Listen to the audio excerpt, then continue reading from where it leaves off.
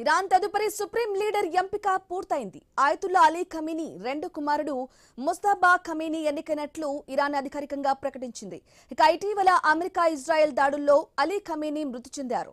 ఫిబ్రవరి 28న జరిగిన దాడుల్లో ముస్తఫా గాయపడినట్లు సమాచారం. ఇక ముస్తఫాకు ఇస్లామిక్ రెవల్యూషనరీ గార్డ్ కోర్ తో బలమైన సంబంధాలు ఉన్నాయి.